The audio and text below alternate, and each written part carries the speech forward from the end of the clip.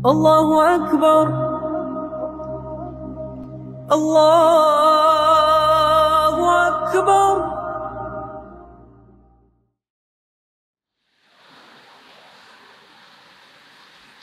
أعوذ بالله من الشيطان الرجيم. بسم الله الرحمن الرحيم.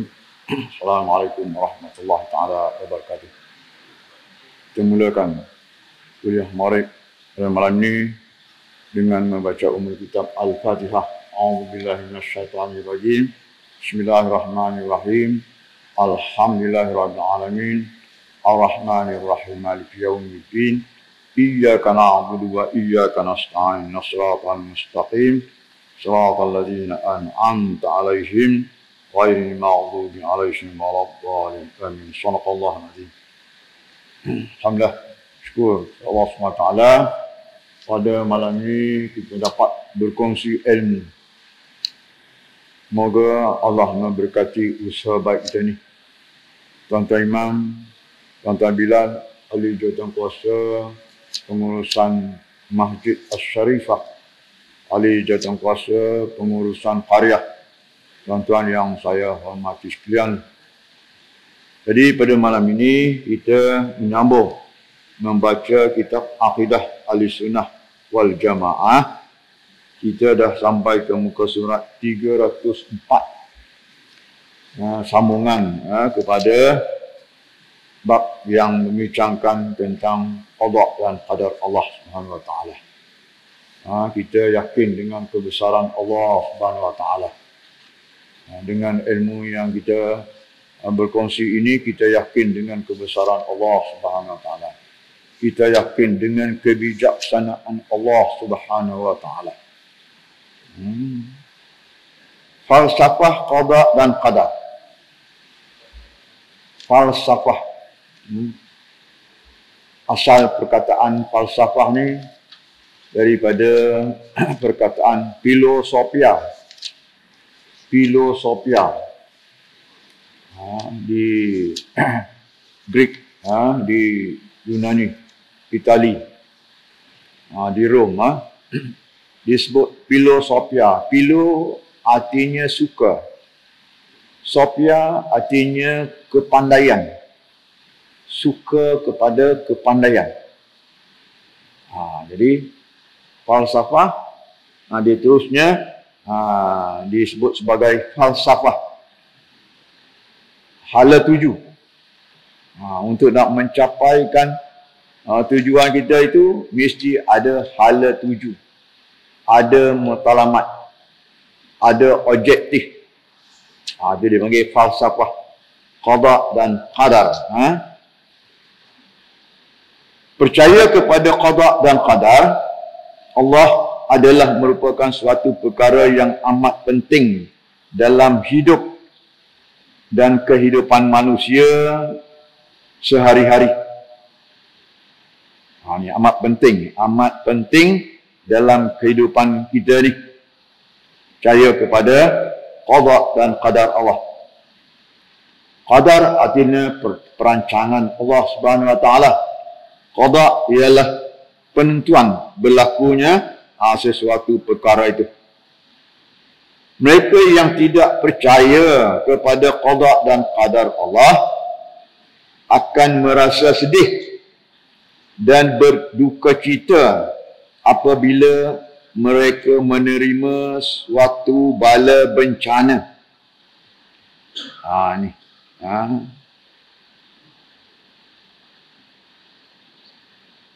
Bila sesuatu perkara yang berlaku kepada manusia yang berkaitan dengan bala bencana, bagi orang yang tidak percaya kepada qada dan qadar Allah akan merasa sedih dan berduka cita.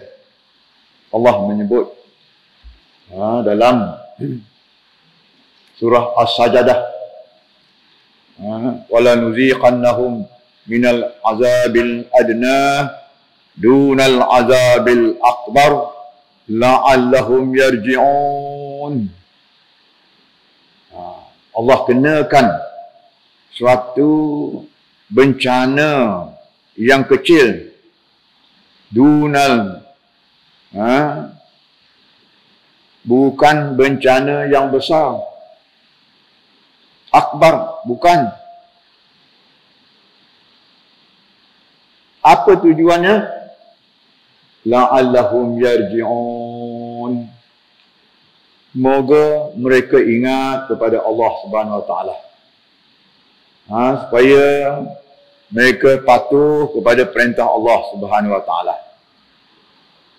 Bila berlaku sesuatu perkara berhubung bala bencana itu disebabkan kumpulan manusia itu tidak mematuhi perintah Allah Subhanahu Wa Taala. Kita tengok Allah menenggelamkan tempat tinggal kumpulan di laut mati. Dipanggil laut mati. Masin laut tu tidak ada berhubung dengan laut, tak ada berhubung dengan sungai, tapi Allah tenggelamkan disebabkan mereka tidak patuh kepada larangan Allah Subhanahu Wa Taala. Mereka melakukan seks antara sesama jenis, maka Allah tenggelamkan mereka. Begitu juga dengan penduduk di Yaman. Allah turunkan ribut 6 hari, 6 malam. Ribut. Habis musnah rumah-rumah mereka, habis musnah tanaman mereka. Mereka juga ada yang meninggal dunia.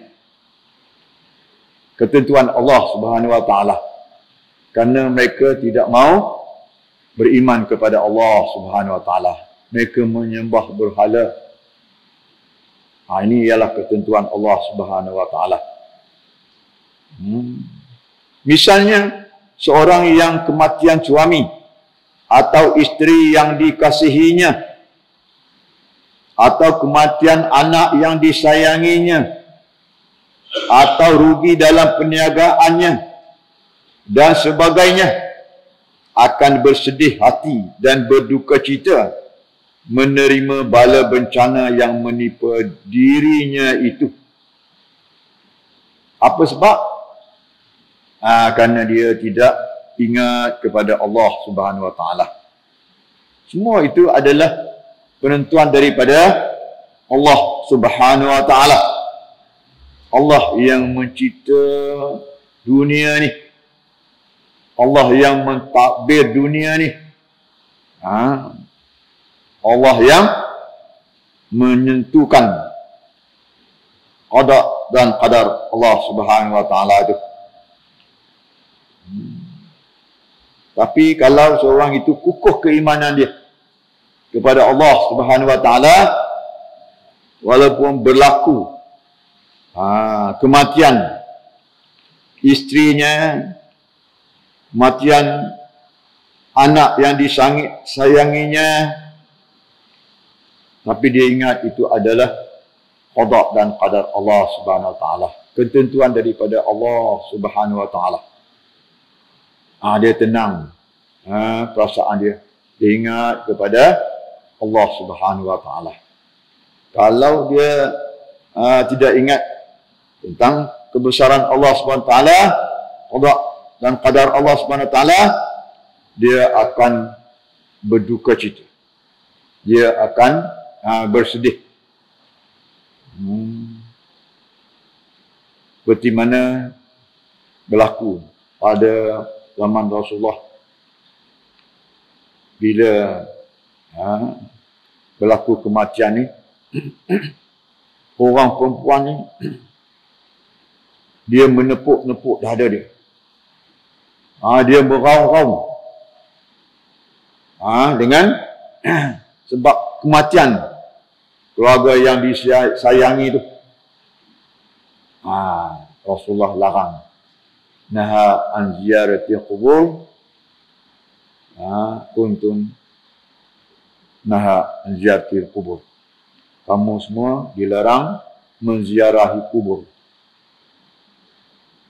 Selepas itu Sayyidina Aisyah berjumpa dengan Rasulullah, meminta kebenaran Rasulullah supaya orang perempuan ini dapat menziarahi kubur. Rasulullah membenarkannya. Kuntum naha an ziyaratil kubur ala fazaru. Kamu semua dilarang menziarahi kubur, kadang-kadang ziarahlah. Apa sebab Rasulullah kata macam itu? Supaya orang perempuan ni tidak meraung lagi, tidak meronta-ronta lagi kesedihan di atas kematian tersebut. Ingat kepada Allah Subhanahu wa taala.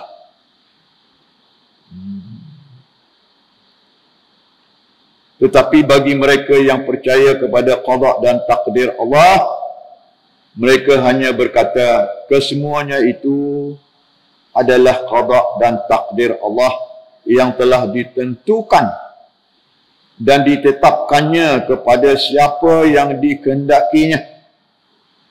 Allah yang telah menyusun, merancang dan menentukan sesuatu perkara tersebut. Kita tidak tahu. Manusia ni tidak tahu tentang apa yang dikehendaki oleh Allah sebut. Kita dikehendaki berusaha. Kita dikehendaki berdoa. Kita dikehendaki bertawakal kepada Allah Subhanahu wa taala. Kita usaha membuat sesuatu perkara itu dengan sungguh-sungguh. Kita tawakal kepada Allah Subhanahu wa taala. Kita berdoa kepada Allah Subhanahu wa taala. Berniaga. Kita usaha sungguh-sungguh berniaga. Merancang, mengurus, mentadbir, melaksanakan perniagaan kita itu dengan sempurna, mengikut kemahiran yang kita perolehi. Itu kita usaha. Kita tawakal kepada Allah Subhanahu wa taala. Kita berdoa kepada Allah Subhanahu wa taala. Allah kata, ud'uni astajib lakum. Berdoalah kepadaku, nescaya aku perkenankan permohonan kamu. Ini. Itu orang yang beriman kepada Allah Subhanahu wa taala tadi. Wasta'inu bisabri wassalah. Mintalah pertolongan kepadaku dengan sabar dan mengerjakan solat. Bila kita solat, apa yang kita baca itu, kita berdoa kepada Allah Subhanahu wa taala. Daripada doa iftitah sampailah kita salam. Itu doa. Kecuali bila kita rukuk, kita memuji Allah Subhanahu wa taala. Kita sujud, kita memuji Allah Subhanahu wa taala. Ini yang dikehendaki oleh Allah Subhanahu wa taala. Kita berusaha tawakal dan berdoa kepada Allah Subhanahu wa taala. Berlaku qada dan qadar itu adalah ketentuan, perancangan dan pelaksanaan daripada Allah Subhanahu wa taala. Masa dan tempohnya sudah sampai.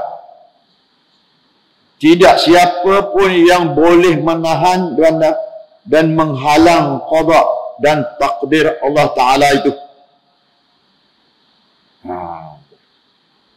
Berlaku. Kematian itu adalah ketentuan daripada Allah Subhanahu wa taala. Inna lillahi wa inna ilaihi raji'un. Kita sebut macam itu. Itu orang yang beriman kepada Allah Subhanahu wa taala.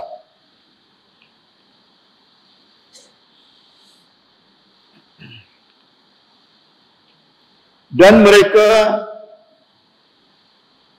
tetap bersabar dan menyerahkan semua perkara itu kepada Allah yang Maha Esa dan berkuasa. Qul huwallahu ahad. Allahus Samad. Kita baca. Allah itu Ahad, Esa. Allahus Samad. Allah tempat kita memohon pertolongan kepada Allah Subhanahu Wa Taala. Karena kita tahu Allah tu berkuasa, Allah tu bijaksana.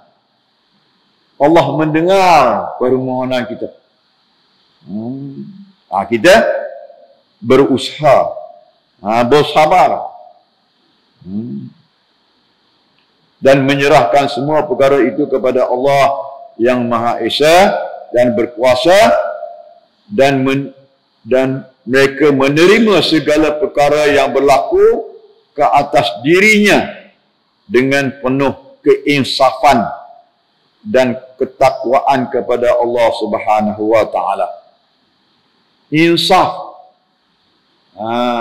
membuat penilaian di atas apa yang dia berlaku kepada dia. Kata dia berniaga rugi, dia buat muhasabah, dia buat penilaian, refleksi. Di mana sebab-sebab yang menyebabkan dia rugi? Dia buat penyelidikan. Mungkin barang yang dia sedia itu tidak begitu berkualiti dengan harga yang telah ditentukan. Mungkin masa dia berniaga itu tidak sesuai. Mungkin tempat dia berniaga itu tidak sesuai. Dia cari. Dia tanya kepada kawan yang bijak berniaga. Dia belajar. Dia muhasabah. Buat penilaian. Dia tingkatkan usaha perniagaan itu. Itu dia panggil. Dia tawakal kepada Allah Subhanahu Wa Taala. Bukan dia kecewa. Bukan dia sedih. Tapi dia sabar. Untuk mengukuhkan perniagaan dia tadi. Jangan dia kata, rugi, saya nak berhenti dah berniaga dah. Tak ada harapan saya berniaga. Tak boleh. Allah Subhanahu Wa Taala suruh kita bermuhasabah, membuat penilaian, refleksi, dan mengambil tindakan yang baik. Menguruskan perniagaan tadi dengan bersungguh-sungguh. Kita akan berjaya.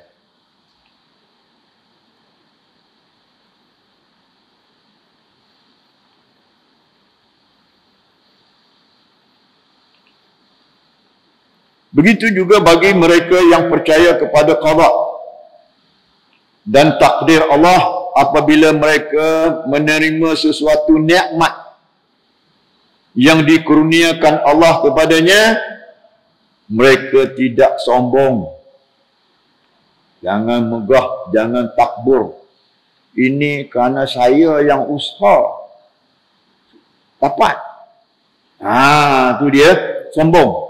Dia tak ingat kepada Allah yang menentukan perkara tersebut, memberi pertolongan kepada dia. Tak boleh. Apabila mereka menerima suatu nikmat yang dikurniakan Allah kepadanya, mereka tidak sombong dan bangga diri menerima nikmat yang dikurniakan oleh Allah itu. Jangan rasa megah. Dia kena bersyukur kepada Allah Subhanahu Wa Taala. Allah yang memberi rezeki ini, bersyukur kepada Allah Subhanahu Wa Taala. Mana rezeki ini kita nak gunakan nanti untuk mengurus keluarga, untuk membantu jiran, membantu masyarakat, membantu menegakkan agama Islam ini. Itu kita panggil bersyukur dengan nikmat yang Allah beri. Bukan bangga, bukan kedekut, bukan megah. Orang yang selalu bermegah, orang yang selalu sombong dengan nikmat yang dikurniakan itu, kadang-kadang mereka lupa tugas mereka kepada Allah Subhanahu Wa Taala. Mereka kerja sana ke sini, sibuk, bekerja apa semua, mereka tak semayang. Itu mereka tak ingat pada qada dan qadar Allah Subhanahu Wa Taala. Mereka tak sayang kepada Allah Subhanahu Wa Taala. Allah yang memberi nikmat tersebut. Allah yang menganugerahkan rezeki. Dikehendaki kita bersyukur kepada Allah Subhanahu Wa Taala. Ini adalah nikmat yang dikurniakan kepadanya. Dan mereka bersyukur dengan nikmat Allah yang diterima itu. Hal ini telah diingatkan oleh Allah Subhanahu Wa Taala dalam firman-Nya, A'udzubillahi minasyaitonir rajim. Ma asaba min musibati fil ardi wala fi anfusikum illa fi kitabim min qabli an nabra'aha inna zalika 'ala Allah yasir. Likailan ta'shaw 'ala ma fatakum wala yuhibbu kulla mukhtalin fakhurin. Surah Al-Hadid ayat 23 hingga 22 hingga 23. Tidak ada suatu kesusahan atau bala bencana yang ditimpakan di bumi, kata Allah. Dan tidak juga yang menerima diri kamu, melainkan telah sedia ada dalam kitab pengetahuan Allah Subhanahu Wa Taala sebelum Allah menjadikan. Sesungguhnya mengadakan yang demikian itu adalah mudah bagi Allah. Kamu diberitahu tentang itu supaya kamu tidak bersedih hati, kata Allah, akan apa yang telah luput daripada kamu. Dan tidak pula bergembira secara sombong dan bangga dengan apa yang telah diberikan kepada kamu. Dan ingatlah, Allah tidak suka kepada tiap-tiap orang yang sombong, takbur, lagi membanggakan diri. Ini kita panggil falsafah. Hala 7. Itu yang disebutkan tadi, falsafah qada dan qadar. Allah nak kita ni supaya tidak bersedih hati. Kita ada hati, ada perasaan, hati kita tak sedih dengan apa yang berlaku kepada kita, luputnya sesuatu perkara. Gitu juga kita tidak boleh sombong, bangga diri dengan apa yang telah dikurniakan oleh Allah kepada kita. Allah tidak suka kepada orang-orang yang sombong, takbur, lagi membanggakan diri. Kita ingat Allah menciptakan kita ni, anugerah Allah kepada kita ni elok semuanya, lengkap anggota kita. Kita ada mata, kita ada hidung, kita ada mulut, kita ada telinga, kita ada anggota badan, semua boleh kita gunakan untuk kehidupan kita di dunia ni, untuk kebahagiaan dunia dan di akhirat. Kita ingat kebijaksanaan Allah yang menciptakan kita. Laqad khalaqnal insana fi ahsani taqwim. Allah menciptakan manusia ni sebaik-baik kejadian. Kerana kita ada hati, kita ada akal.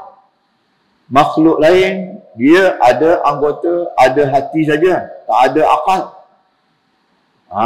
Dia tidak boleh belajar, dia tak boleh berfikir. Tapi manusia ni, dia ada hati kehendak, dia ada akal, boleh belajar ilmu Allah, dan dia boleh berfikir dan boleh menguruskan kehidupan dengan sempurna, sentiasa mengingat Allah Subhanahu wa taala. Firman Allah Taala tersebut menegaskan setiap maksiat, setiap musibah, bala bencana yang menimpa diri seseorang itu semuanya adalah qada dan qadar Allah. Oleh itu, bagi orang-orang yang beriman, hendaklah menerima qada dan qadar Allah Ta'ala dengan penuh kesabaran dan keredaan, tanpa merasa sedih dan duka cita, dan tidak keluh kesah, tidak gelisah, malah hanya mengingatkan semua perkara itu adalah milik dan kepunyaan Allah, dan akan kembali kepada Allah dengan mengucapkan inna lillah wa inna ilaihi raji'un. Sesungguhnya kami adalah kepunyaan Allah, dan kepada Allah jugalah kami kembali. Ini adalah keyakinan kita kepada qada dan qadar Allah Subhanahu wa taala. Sebab itu kita bila kita bangun pagi, kita kena gembira. Jangan rasa sedih, jangan rasa gelisah, jangan rasa resah, jangan putus asa, jangan rasa terpaksa, memaksa, dipaksa. Tapi kita bersyukur dan melaksanakan perintah Allah dengan sempurna. Kita ingat kita ada Allah Subhanahu wa taala yang memberi segala pertolongan kepada kita di dunia dan di akhiratnya. Itu ialah kehendak Allah Subhanahu wa taala, supaya kita gembira, tenang perasaan kita. Sebaliknya, jika kita menerima nikmat dari Allah dan memperoleh kebahagiaan, kemuliaan dan kekayaan, naklah bersyukur kepada Allah Subhanahu wa taala yang telah melimpahkan kurnia-Nya kepada kita dengan mengucapkan alhamdulillah wa syukru lillah. Semua puji dan syukur untuk Allah yang memberi nikmat. Kita selalu mengucapkan alhamdulillah. Kita buat sesuatu, kita dapat hasilnya, alhamdulillah.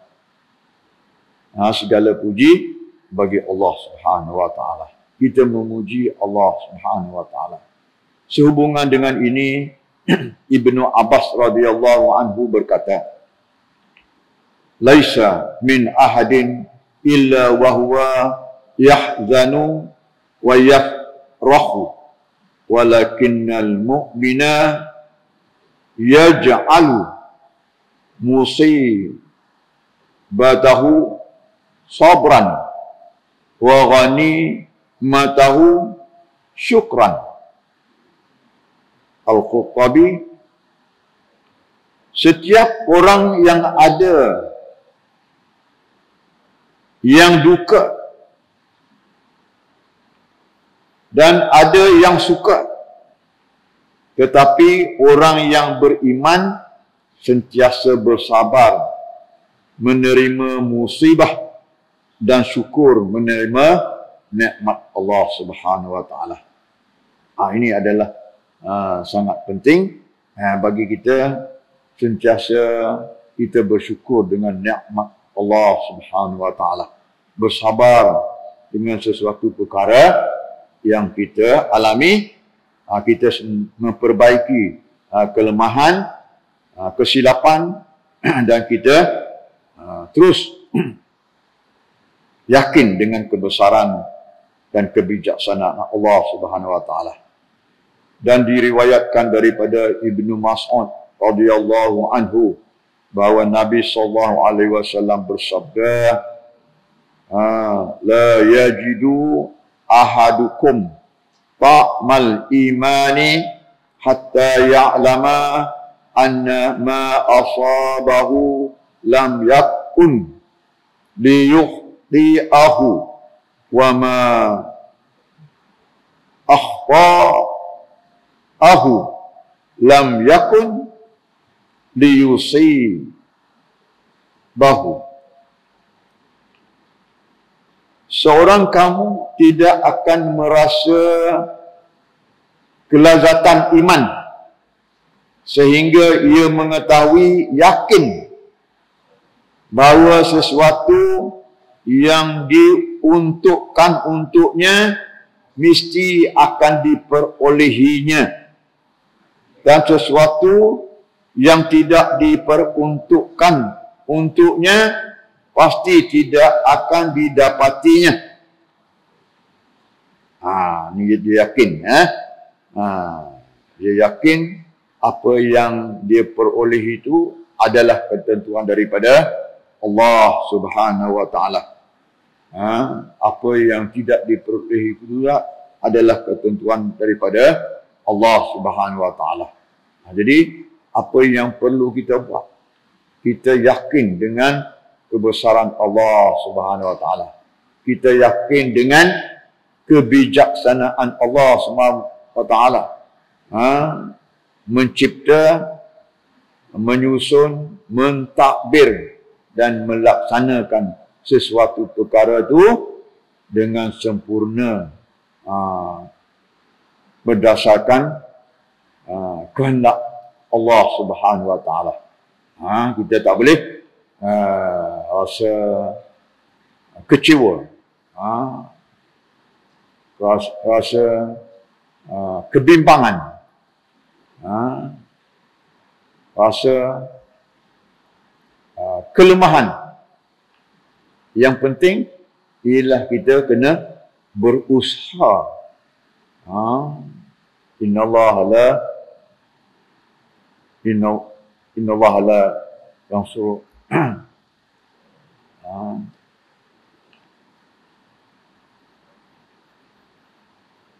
qauman hatta yughayyiru. Innallaha la yughayyiru biqaumin hatta yughayyiru ma bi anfusikum. Sungguhnya Allah itu tidak mengubah keadaan sesuatu kaum itu, melainkan manusia itu sendiri yang mengubah kehidupan mereka. Kita kena usaha. Allah suruh kita usaha. Kita tawakal kepada Allah, kita berdoa kepada Allah Subhanahu wa taala. Kita yakin dengan pertolongan Allah Subhanahu wa taala. Di dunia ni Allah beri pertolongan kepada kita, di akhirat nanti Allah beri balasan surga bersama orang-orang salihin. Ini sangat penting dalam kehidupan kita ini, dalam menjalani kehidupan kita ini, penuh keimanan kita terhadap Allah Subhanahu wa taala, mematuhi perintah Allah Subhanahu wa taala dan meninggalkan apa yang dilarang oleh Allah Subhanahu wa taala. Apa yang Allah perintah kepada kita itu adalah untuk kebaikan kita. Kita yakin apa yang Allah perintah kepada kita itu suruh kita buat adalah untuk kebaikan kita. Apa yang Allah larang itu supaya kita tinggalkan, kerana itu boleh membawa kepada kemusnahan hidup kita ni. Jadi kita pilih yang mana? Bila kita ada akal tadi, kita ada ilmu Allah, Allah suruh kita pilih yang diperintah oleh Allah Subhanahu wa taala. Jangan kita pilih perkara yang dilarang oleh Allah Subhanahu Wa Taala. Perkara yang disuruh oleh Allah itu adalah dapat memberi kebaikan dalam kehidupan kita ini. Perkara yang dilarang itu boleh membawa kemusnahan dalam kehidupan kita ni. Bila kita memilih perkara yang diperintah oleh Allah, kita melaksanakan dengan penuh ikhlas, berdasarkan perintah Allah tadi, kita akan istiqamah terus melaksanakan secara berterusan. Jadilah kita orang yang bertakwa kepada Allah Subhanahu Wa Taala. Ini adalah sangat penting dalam kehidupan kita ini, supaya kita senantiasa kukuh keimanan kita kepada Allah Subhanahu Wa Taala. Kita yakin dengan kebesaran Allah Subhanahu Wa Taala. Kita redha dengan apa yang ditentukan oleh Allah Subhanahu Wa Taala. Kita bersabar dan kita bersyukur dengan nikmat yang Allah kurniakan kepada kita. Semoga dengan perkongsian yang ringkas ini diberkati oleh Allah Subhanahu Wa Taala. Sama-sama kita membaca tasbih kifarah dan surah wal asr. Subhanakallah wa bihamdika asyhadu an la ilaha illa anta astaghfiruka wa atubu ilaik. Bismillahirrahmanirrahim. Wal asr innal insana lafi khusr illa allazina amanu wa amilus shalihat wa tawasaw bil haqq wa tawasaw bis sabr. A'udzu billahi minasy syaithanir rajim. Bismillahirrahmanirrahim. Alhamdulillahirabbil alamin. Wassalatu wassalamu ala asrafil anbiya'i wal mursalin wa ala alihi wa ashabi ajma'in. Allahumma anfa'na bima 'allamtana wa 'allimna ma yanfa'una warzuqna 'ilman yanfa'una. Allahumma zidna 'ilman wa fahman. Ya Allah, ya Tuhan kami, sinarilah hati kami dengan Al-Quran.